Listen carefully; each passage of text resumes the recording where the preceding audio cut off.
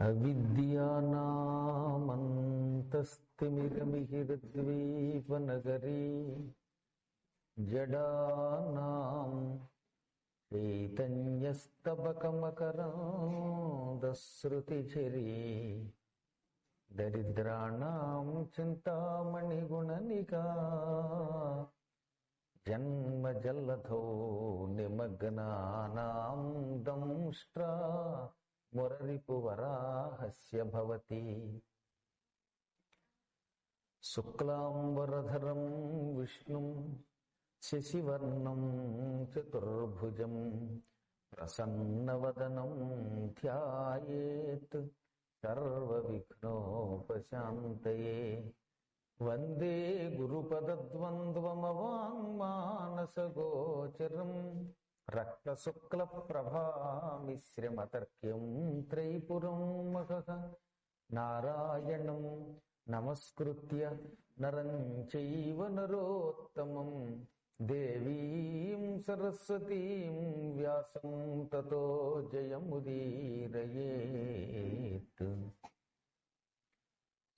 నమః శివాభ్యాం నవయౌవనాభ్యాం పరస్పరాశ్లిష్టవపుర్ధరాభ్యాం నగేంద్రకల్యా వృషకేతనాభ్యాం నమో నమః శంకర పార్వతీభ్యాం. ఆది దంపతులకి భక్తి శ్రద్ధలతో నమస్కారం చేసుకుంటూ శ్రీ కాశికాపుర మహిమని మనం పాంచాహ్నిక దీక్షతో చెప్పుకుంటున్నాం. రెండవ రోజు ప్రాతకాల ప్రవచన కార్యక్రమంలోకి ఇప్పుడు అడుగు పెట్టాం. దేవతలు, మహాత్ములైన కొందరు ఋషులు, అందుకే వాళ్ళని మహర్షులు అన్నారు.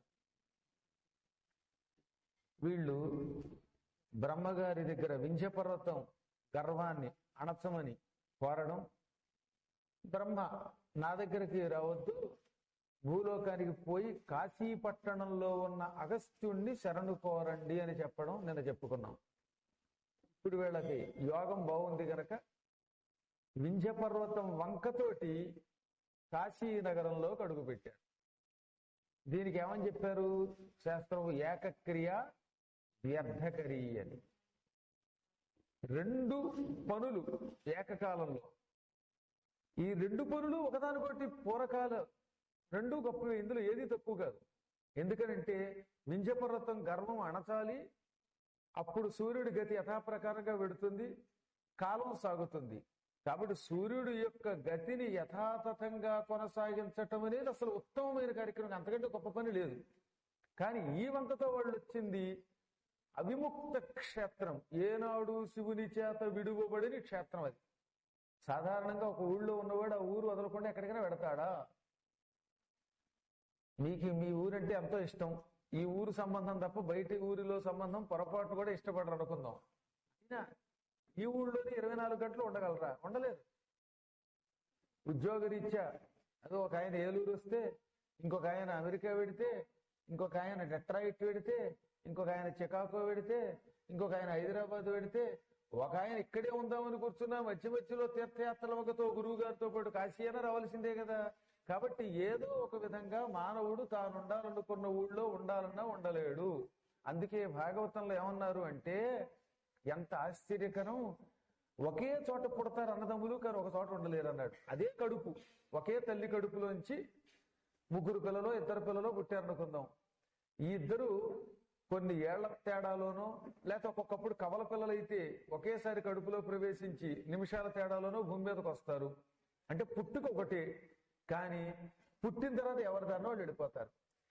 ఏళ్ల వెనక వెళ్ళేటటువంటి మ్రాకుల వెంటం పలుగతుల పోవుగావుత పాయకయున్నే అని పోతన గారు చాలా అందంగా అంటాడు. పలుపు ఆటుల పొడు జనులకు, ఎన్నో రకాల పాటలు పడి ప్రజలకి ఇలా ఒకచో ఉండగలదే. ఈ లోకంలో ఒక్క చోట ఉండాలన్నంత మాత్రం చేత ఉండగలరా? ఏరుల వెంటన్ కలసి చనుమ్రాకులన్నీయు పలు వెంటల పోవుగాక పాయక ఉన్నే. ఓ చోట రెండు చెట్లు పక్క పక్కనే పుట్టేయట. ఓ వేప చెట్టు, ఓ మర్రి చెట్టు చాలా కాలం కలిసి ఉన్నాయి.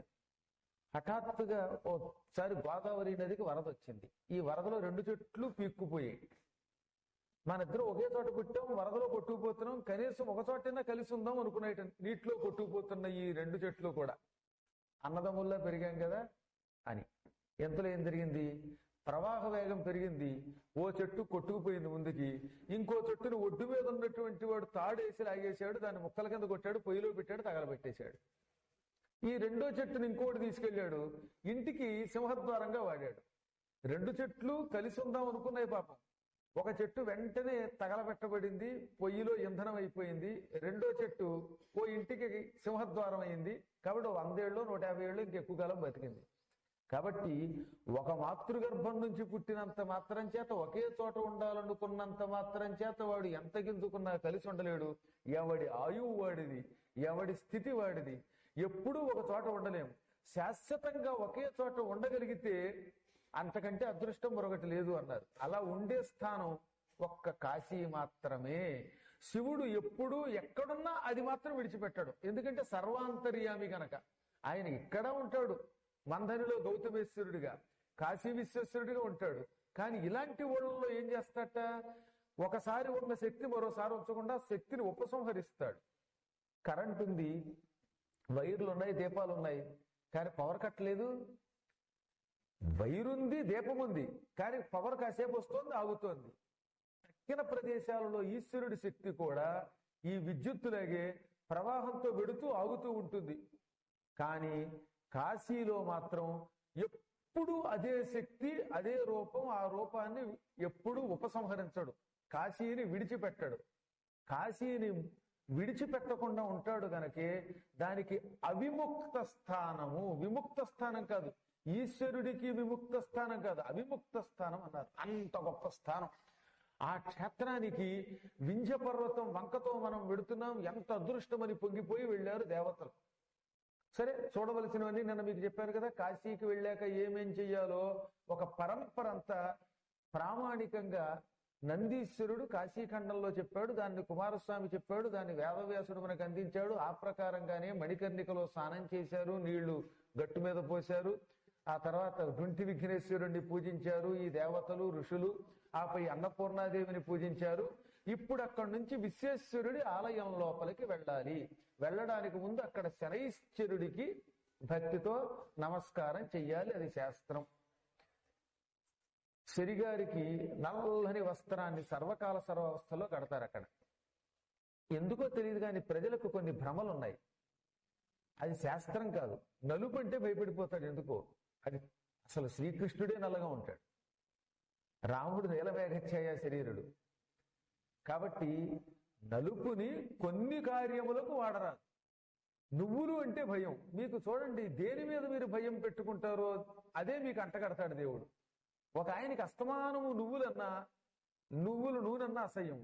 వాడిని ఒక 5 ఏళ్ళు నువ్వులు గానుగుండే చోట పారేశాడు. ఆ ఇంట్లోనే ఉండాలి రోజు వాడికి. అందుకని దేన్ని అసహ్యించుకుంటావో అది నీకు ఇస్తాడు.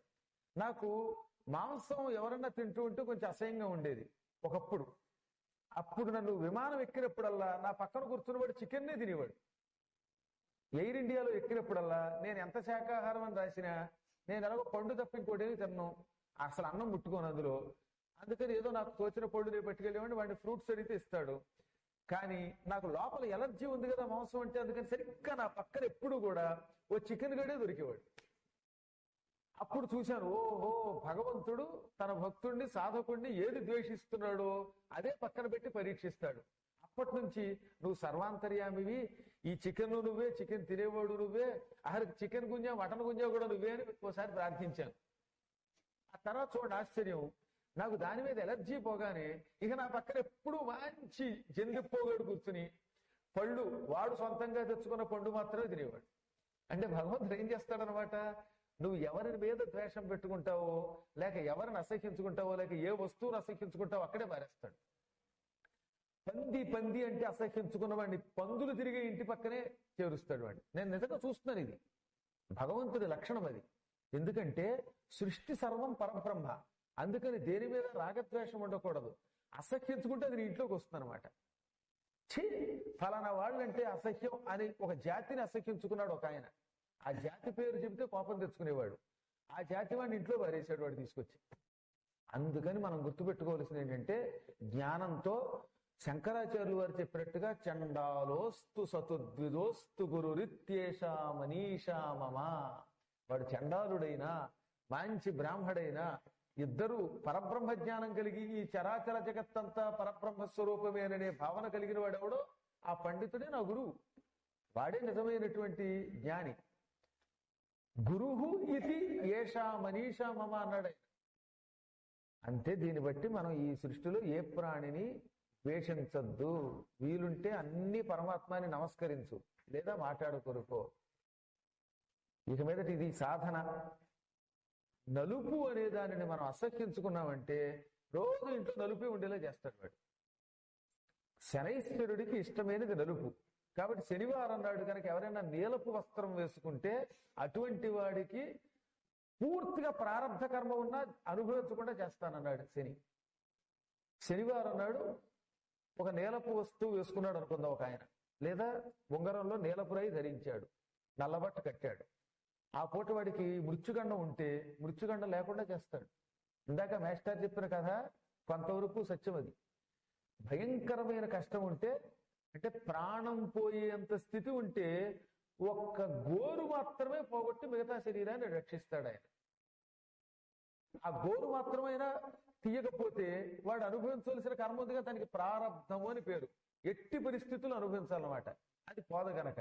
కానీ శనివారం నాడు నీలపు మణి ధరించిన, నీల వస్త్రం పూర్తిగా నల్ల వస్త్రం ధరించిన, ఆ రోజు నల్లని గుడ్డతో దీపారాధన చేసిన, ఆ రోజు గోరు కూడా అంటే ప్రారంధ కర్మమును కూడా తొలగిస్తాడు ఒక్కొక్క చోట. అది శని యొక్క మహాప్రభావం. అందుకని కాశీ వెళ్ళాక నల్లని ఆ గుడ్డతోటి ఒత్తిని తయారు చేసి వాళ్ళు ఇస్తారు. దాన్ని పట్టుకుని వెలిగించండి. చేత్తో ఇస్తే పుచ్చుకోవడానికి భయపడతారు. దేనికి భయపడతావు నువ్వు? చేత్తో పుచ్చుకోకూడదు. ఏమిటంటే నల్లని గుడ్డ నువ్వుల నూనె కాదు అక్కడ భయపడవలసింది. నీ మనస్సు మకిలి పట్టకుండా చూసుకో. మనస్సులో కుళ్ళు కుతంత్రాలు కుట్రలు, పక్కవాడి మీద ద్వేషం, ఎవరి దగ్గర ఉపకారం పొందినా మళ్ళీ వాడికి అపకారం పెట్టి బయటికి వెళ్ళి వాడి తిడతాం. ఎక్కడ దేవుడి మీద ఇంకొక శాస్త్రం మీద శ్రద్ధ ఉండదు. ఈ కుళ్ళు ఈ కుతంత్రాలు ఈ మకిల ఈ నల్లదనం మనస్సులో పెట్టుకుని బయట కనబడే నల్లదనానికి ఎందుకండి భయపడటం అన్నాడండి. నేనల్లా కాశీఖండంలో అన్నాడు. నీ మనస్సులో నల్లదనం లేకుండా తెల్లదనం పెట్టుకో. బయట ఉండే నల్లదనానికి భయపడదు. ఈ నల్లదనం తగలబెడితే పోతుంది, ఈ నల్లదనం ఉతికితే పోతుంది. ఈ నల్లదనం అలా పోదు. ఈ మనస్సులో ఉన్న కుళ్ళు, ఇది గొప్ప నల్లదనం, మాలిన్యం అంటాం. ఈ మాలిన్యం అనేటటువంటి కృష్ణత్వాన్ని పోగొట్టుకోవడానికి ఇలా పురాణాలు విని సాధన చెయ్యాలి. కాబట్టి శ్రద్ధ వేరు, భక్తి వేరు, భయం వేరు. అన్నిటికీ నలుపు అంటే మాత్రం భయపడకండి. కాకపోతే పుస్తకాల మీద రాసేటప్పుడు శుభకార్యాలకి నలుపు వాడకు. అలాగే కలశాలకి వాటికి చెంబుల మీద వాడేటటువంటి గుడ్డలు నలుపు వాడకు. మంటపారాధనకి నలుపు వాడకు. ఇవి మాత్రమే శాస్త్రాల్లో చెప్పారు. అందువల్ల శుభ్రంగా కాశీకి వెళ్ళి ఈ ఋషులంతా శనైశ్వరుడికి దీపారాధన చేశారు. అక్కడ చదవలసిన శ్లోకం నిన్న మీ చేత ఒక్కసారి చెప్పించాను. ఇప్పుడు మళ్ళీ ఇంకొకసారి చెబితే ఈ ఉపదేశ వాక్యం కింద భావించి ఈ రోజు నుంచి మీరు వీలున్నప్పుడల్లా జపం చేసుకోండి. కాశీ వెళ్ళినప్పుడు మాత్రం తప్పక విశ్వేశ్వర దర్శనానికి ముందు ఈ శ్లోకం శని దగ్గర చదివి అప్పుడు లోపలికి వెడితేనే కాశీ యాత్ర సఫలమవుతుంది. విశ్వేశ్వరుడు అనుగ్రహిస్తాడు. విశ్వేశ్వరుడు శనికిచ్చిన వరం అది. శని నీ దగ్గర ఈ శ్లోకం చదివితేనే కాశీకి వచ్చిన వాడికి ఫలితం ఇస్తానని ఆయన చెప్పాడు. కాబట్టి చదవకపోతే మనకు ఆ ఫలితం ఉండదు.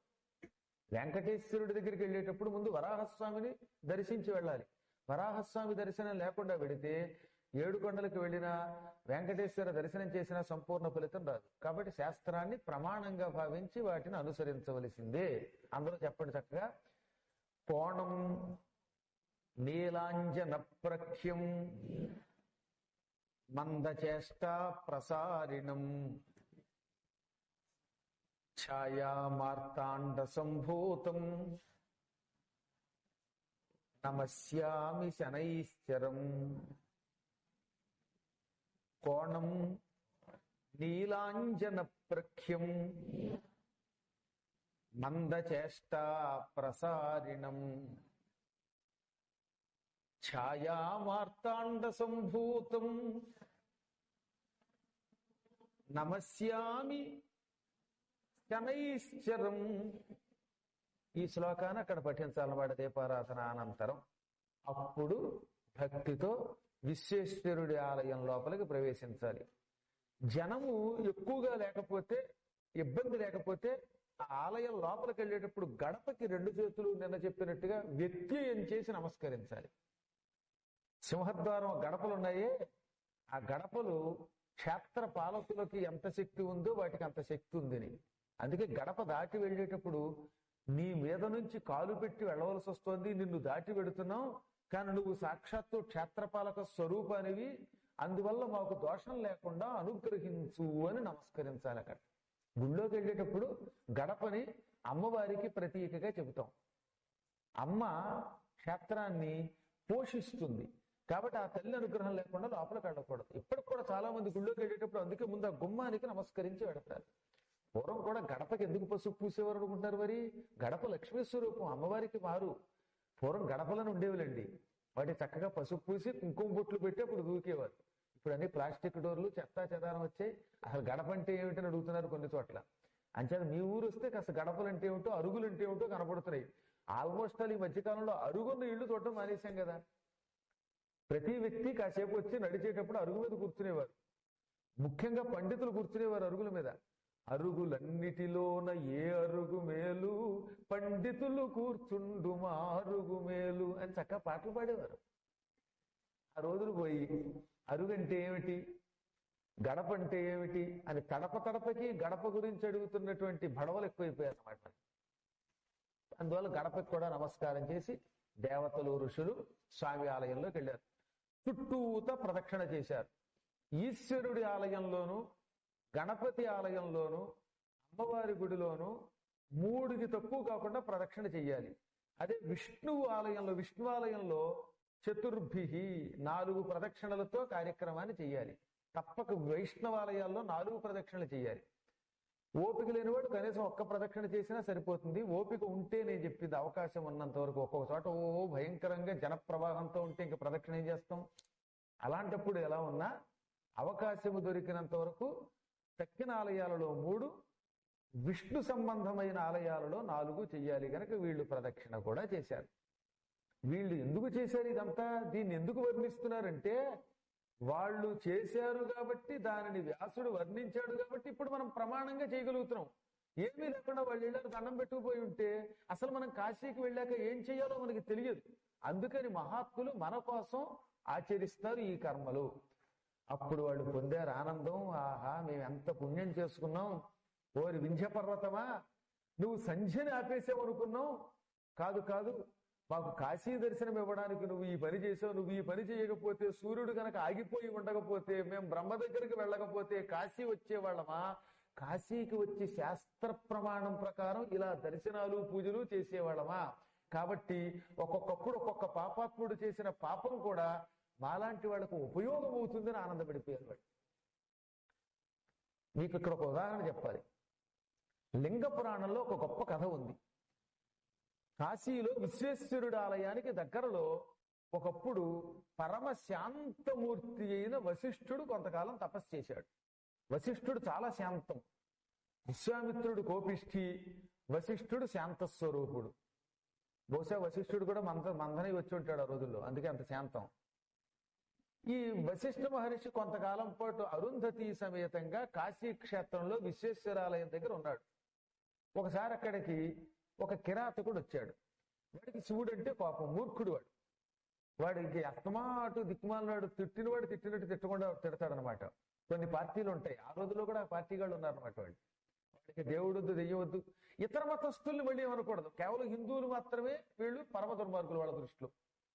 అలాంటి ఒక కిరాతకుడు ఒక రోజున వశిష్ఠుడు గంగా నదిలోకి స్నానానికి వెడుతూ ఉంటే చూశాడు. వశిష్ఠుడు అటు సూర్యుడు ఇటు పొడిచినా ప్రతిదినము ఏ నది దగ్గర ఉంటే ఆ నదిలో స్నానం చేయకుండా పూజ చెయ్యడు. అదొక నియమం. నేను ఈ ఊరి గురించి విన్నా. మందని వాళ్ళు ప్రతిదినము కాలినడకన గోదావరికి వెళ్ళి గోదావరిలో స్నానం చేసి మళ్ళీ కాలినడకన వచ్చి కానీ పనులు చేసేవారు కాదు పూర్వం. ఇప్పటికీ అలాంటి వాళ్ళు ఇంకా ఉన్నారు. కాకపోతే పూర్వం అందరూ కాలినడకనే పెడితే ఇప్పుడు కాలినడకతో పాటు కాస్త కారు నడక మీద కూడా పెడుతున్నారు. కానీ కొన్ని నియమాలు ఉన్నటువంటి ఊళ్ళు ఇప్పటికీ ఉన్నాయి. అది చాలా గొప్పదనమాట. నశ్రేయో నియమం వినా, నియమం లేకపోతే శ్రేయస్సు లేదు గనక మనం ఒక ఊరిలోకి వెళ్ళినప్పుడు ఆ నియమం పెట్టుకుని అలాగే నడుచుకుంటే అదే మోక్షం అన్నారు. అందువల్ల ఎప్పుడు గుర్తుపెట్టుకోండి, ఎంత వర్షం వచ్చినా, చలి వచ్చినా, ఎండ వచ్చినా రోజు గోదావరికి వెళ్ళి స్నానం చేయాలి అనుకున్న నియమం కాపాడుకుంటే పునర్జన్మ ఉండదు. అలాగే ఋషుల యొక్క నియమం అది. ఏ క్షేత్రానికి వెడితే ఆ క్షేత్రంలో ఉన్న నదిలో స్నానం చేయకుండా ఇంకా ఏ పనులు చెయ్యరు. వశిష్ఠుడు తరచుగా ఒక్కొక్క నదీ తీరంలో ఆశ్రమం కట్టుకుని అక్కడ కొంతకాలం ఉండి ఆ నదిలోనే స్నానం చేసి తర్వాత ఆ నదీ తీరంలో ఉన్న దేవతామూర్తులను పూజించి అప్పుడు తపస్సు చేసేవాడు. అందువల్ల రోజు వశిష్ఠుడు తెల్లవారుజామున గంగా నదికి వెళ్లి స్నానం చేయటం ఈ కిరాతకుడు చూచాడు. గంగా నదిలో స్నానం చేస్తావా, దేవుడు పుణ్యము అంటూ కబుర్లు చెబుతావా, పురాణాలు చెబుతావా, 2 మైకులు పెట్టుకుని వెళ్ళి ప్రచారం చేస్తావా మా గుళ్ళ గురించి, నీ అంతం చూస్తాననుకుని ఈ కిరాతకుడు ఏం చేశాడు, కాస్త మూత్రం తీసి ఒక డబ్బాలో బట్టి వశిష్ఠుడు స్నానం చేసి పైకొస్తుంటే మీద చల్లాడు. ఎవడైనా మూత్రం మీద చల్లితే ఏమైపోతారు? కసిగా తిట్టేరు, కొడతారు సహజంగా. దౌర్భాగ్యుడా, దిక్కుమాలవాడా అని తోచిన డిక్షనరీలో ఉన్నటువంటి తిట్లన్నీ బయటికి తీసి తిట్టాలి. కానీ వశిష్ఠుడు మీద పడగానే హరహర మహాదేవ శంభో ఓం నమ శివాయ అని మళ్ళీ వెనక్కి వెళ్ళి గంగలో మునిగి మళ్ళీ పైకి వచ్చాడు. రాగానే ఈసారి వీడేం చేశాడు, మూత్రం లేదు అందుకని తుపుక్కు రుమ్మాడు. మళ్ళీ వెళ్ళాడు ఈయన హరహర మహాదేవ శంభో అని స్నానం చేశాడు. 100 పర్యాయములు ఆ పూట వశిష్ఠుడు గంగలోకి వెళ్ళి స్నానం చేసి పైకి రావడం, వీడు ఉమ్మడము, లేక మట్టేయడము, లేదా చీవిడి చేదడము, ఏదో అని కొంతమంది చూడదు ముద్దరు అంటారు దాన్ని, అలాగే అనడం, మొత్తమే చీవిడేసి ఆయన ప్రాణం తీసేశాడు. వశిష్ఠుడు 100 పర్యాయములు ఏమి విసుక్కోకుండా మీద ఈ చెత్త పడినప్పుడల్లా కాశిక విశ్వేశ్వర హర శంభో జగన్నాథ అంటూ మళ్ళీ అందులోకి వెళ్ళి స్నానం చేసి వచ్చాక 100 సార్లు అయ్యాక ఇంకా వీడికి కిరాతకుడికి నీరసం వచ్చింది. ఎన్నిసార్లు చిత్తాడు, ఎన్నిసార్లు ఉమ్మేయగలడు?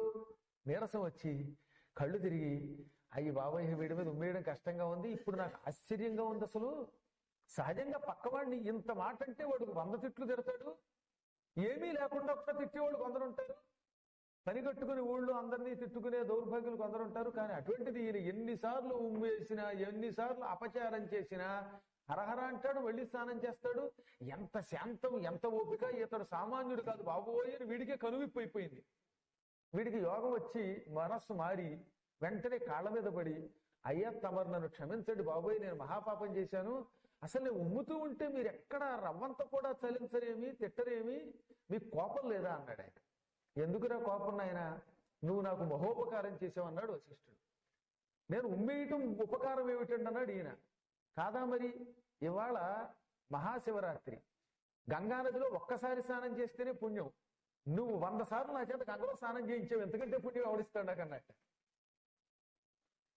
గంగానదిలో శివరాత్రి నాడు ఆ ఊళ్ళో ఉన్నవాడు ఎవడైనా 100 సార్లు స్నానం చేశాడా?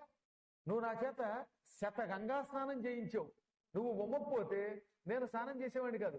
ఇంత మహాఫలితం ఒక్కసారి స్నానం చేస్తేనే కైలాసవాసుడు అనుగ్రహం కలుగుతుంది. ఇక్కడ 100 పర్యాయములు పరమ పవిత్ర అభ్రంకష శుభ్ర సముత్తుంగ భంగ మంగళ తరంగ గంగలో ములిగి మహాభాగ్యం ఇచ్చిన దేవుడు నువ్వు, నా దృష్టిలో నువ్వు కిరాతకుడు కాదు, ఆది కిరాతకుడైన శివుడివే అన్నాడు ఆయన. అసలు ఇంత భావన ఎలా వస్తుందండి వాళ్ళకి అంటే అదే సాధన అంటే. మీరు గుర్తుపెట్టుకోండి, ఇక మీదట మనకి ఒక్కొక్కడు అపకారం చేసినట్టు అనిపిస్తుంది, అది అపకారం కాదు, ఉపకారం. నేను నా జీవితంలో చూశాను. వీడెందుకు పనికిరాడని ఎవడన్నా నన్ను తిడితే ఇంకా పనికొచ్చేలాగా కృషి చేస్తాం. అదే 10 మంది పొగుడుతూ ఉంటే పొగడతలకు అలవాటు పడిపోయి వాడు కృషి చేయడం మానేసిన వాళ్ళు ఉంటారు. అందుకని జ్ఞానులు పొగడినా తెగడినా సమానంగా చూస్తారు. ఒక ఆయన ఉండేవాడు, నేను ఎన్ని ఉపకారాలు చేసినా మళ్ళీ తిట్టేవాడు. నేను చాలా ఉపకారాలు చేస్తే తెగ తిడుతూ ఉంటే మా ఆవిడ అనేది, వాడు తెగ తిడుతూనే ఉన్నాడు కదా, నువ్వు వాడికి ఉపకారం చేయి, డబ్బిచ్చినా తిడతాడు కదా, ఎందుకు ఉపకారం చేస్తావంటే, పిచ్చిదానా, వాడు తిట్టే కొద్దీ వాడికి ఇంకా ఉపకారం చేయాలన్న కోరిక పెరుగుతుంది, తిట్టిన వాడికి కూడా అపకారం చేసిన వాడికి కూడా ఉపకారం చేయటం అనే ఒక గొప్ప వరం నాకు ఇస్తున్నాడు, వాడే నాకు దేవుడు అన్నాడు. గంగానదిలో కాశీ మహిమలో ఎన్ని విశేషాలు ఉన్నాయో తెలుసునండి మీకు. ఇటువంటివి తెలుసుకుంటే అసలు కాశీ మహిమ సగం మనం పూర్తిగా శరీరంలోనే పొందుతాం. గంగా నదిలో కాశీ తీరంలో పూర్వకాలంలో సువర్ణ యోగి అని ఒక యోగి ఉండేవాడు. అంత గొప్ప యోగి మరొకడు లేడు. 1000 సంవత్సరాల కాలం బతికెట్ట ఆయన.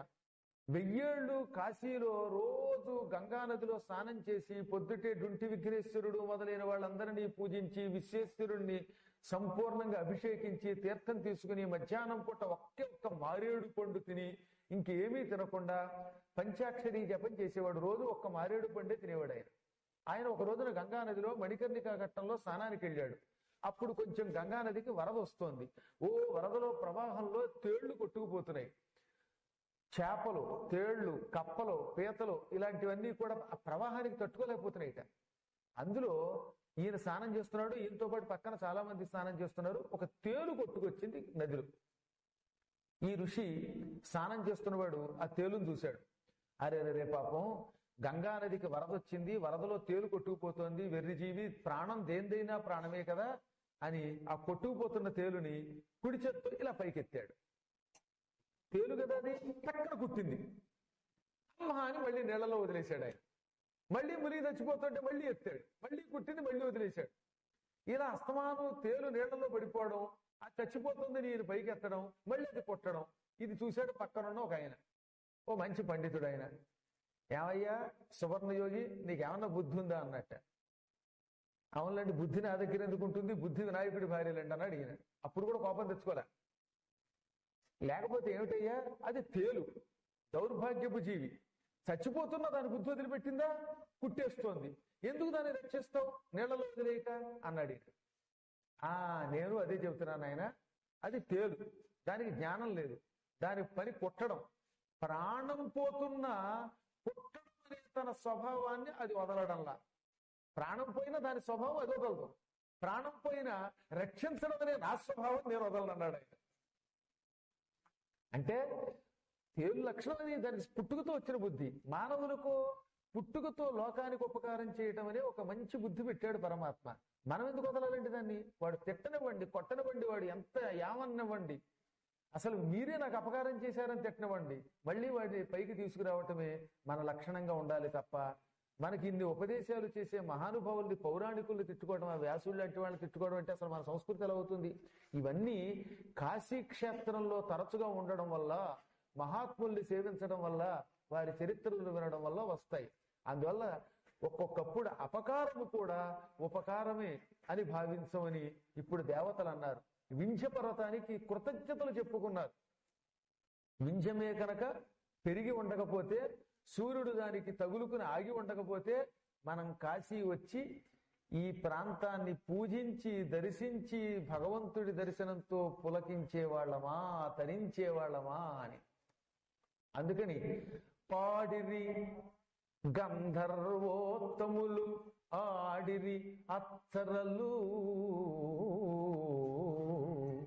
ఈ దేవతల్లో కొందరు గంధర్వులు ఉన్నారు. గంధర్వులు పాడితే చాలా మధురంగా ఉంటుంది, మహామధురంగా శివుడి మీద పాటలు పాడారు. అప్సరసలు ఉన్నారు కూడా. వాళ్ళు ఏం చేశారు, ఆ పాటకు అనుగుణంగా అద్భుతంగా నాట్యం చేశారు. కైవల్య లక్ష్మిని కొల్లాడిరి, మోక్షలక్ష్మిని కొల్లగొట్టారు వాళ్ళు. అంటే సహజంగా ఎక్కడికైనా వెళ్తే డబ్బులు పట్టుకుపోతాం మనం. కాశీ వెళ్ళిన వాడు ఏ లక్ష్మిని పట్టుకెడతాడు? మోక్షలక్ష్మిని పట్టుకెళ్ళారు వాళ్ళు.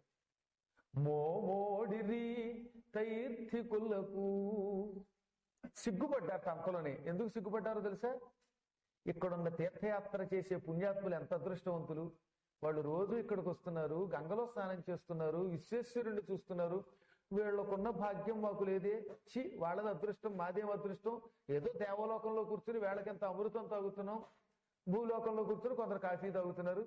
వీళ్ళు కదా అదృష్టవంతులు, నిరంతరం కాశీలో ఉండి విశ్వేశ్వరుణ్ణి సేవిస్తున్నారు అని సిగ్గుపడ్డారట. అక్కడ కాశీలో నివసించే వాళ్లకున్న యోగం మనకి లేకపోయింది అని. ఈ విధంగా కాసేపు తిరిగాక ఇప్పుడు ఎదురుగుండా విశ్వేశ్వరుడి దర్శనం అయ్యింది వాళ్ళకి. ఇక పులకించిపోయారులేండి వాడు. కాశికా విశ్వేశ్వర, కైలాసంలో ఉన్నప్పుడు నిన్ను చూచిన దానికంటే కాశీలో ఉన్నప్పుడు చూస్తే ఎక్కువ ఫలితమని నువ్వు చెప్పావు.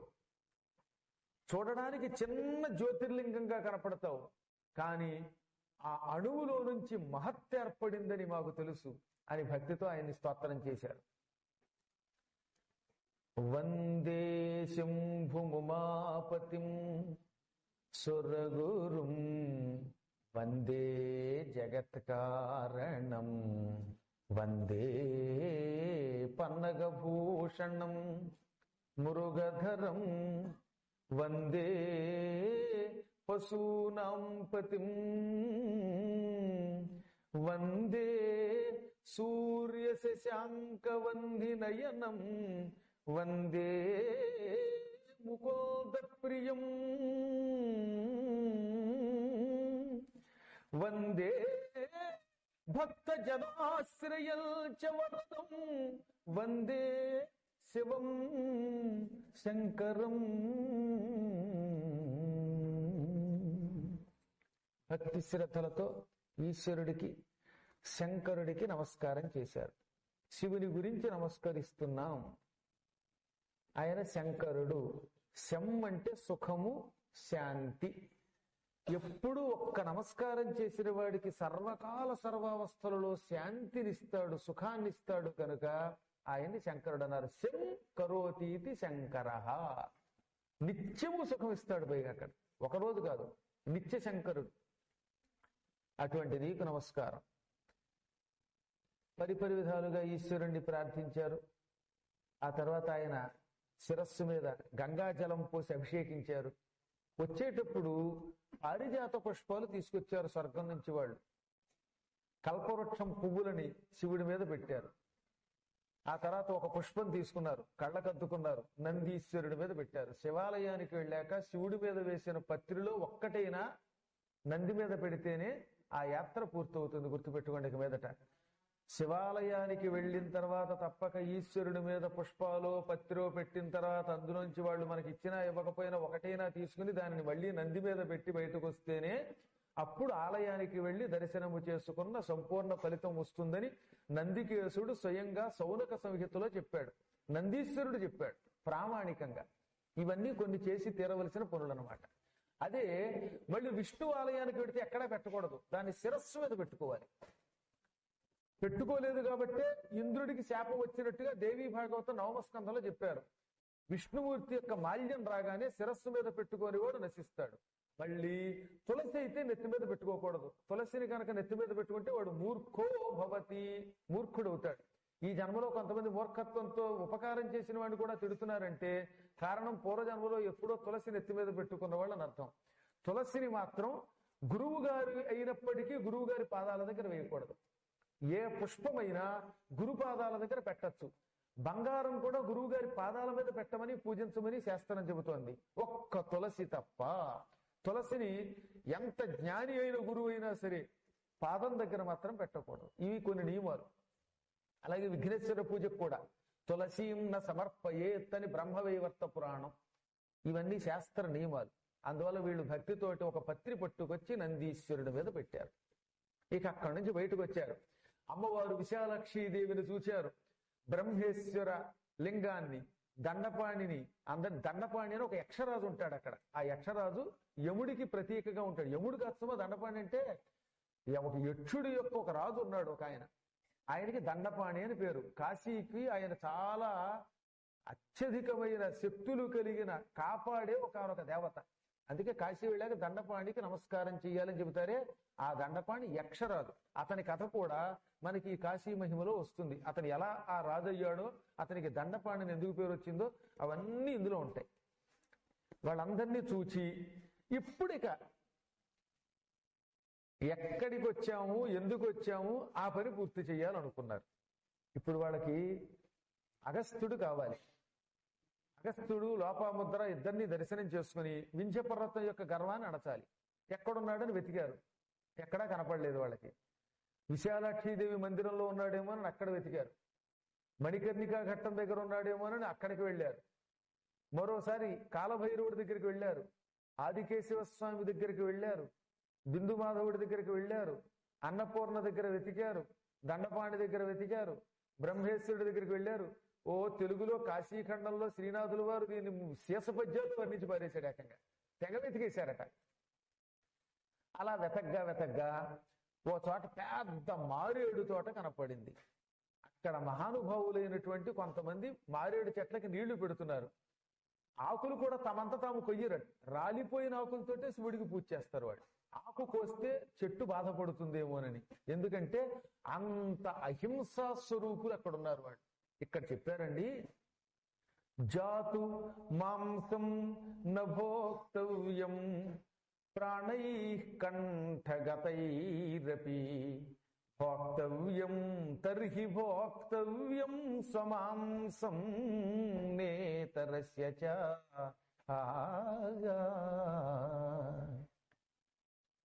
పొరపాటున కూడా మాంసం న భోక్తవ్యం తినద్దు. ప్రాణై కంఠగతైరపి, ప్రాణం ఇక్కడ దాకా వచ్చేసిందంటే పోతోందని. కంఠానికి ప్రాణం వచ్చిందంటే అర్థం ఏంటనమాట, చావడానికి సిద్ధంగా ఉన్నాడు.